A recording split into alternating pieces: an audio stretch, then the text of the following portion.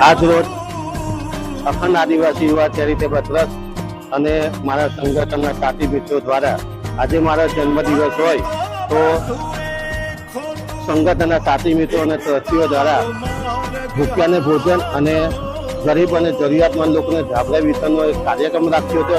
આ કાર્યક્રમમાં તમામ લોકો સેવાનો કાર્ય અને સહભાગી થયા છે। એ તમામ લોકોને હું ખૂબ ખૂબ ધન્યવાદ કરું છું। આ સેવાનો કાર્યક્રમ આવનાર સમયમાં બી 2024માં અખંડ આદિવાસી યુવા ચેરિટેબલ ટ્રસ્ટ કરતા રહેશે। એ માટે હું તમામ ટ્રસ્ટી અને તમામ સંગઠનના મિત્રો દ્વારા હું બાહેદારી આપી છું। આવનાર સમયમાં બી અમે મોટા કાર્યક્રમ કરતા રહીશું। અસ્તુ ભારત માતા કી જય। પામી રે કશું નહીં જીવતું।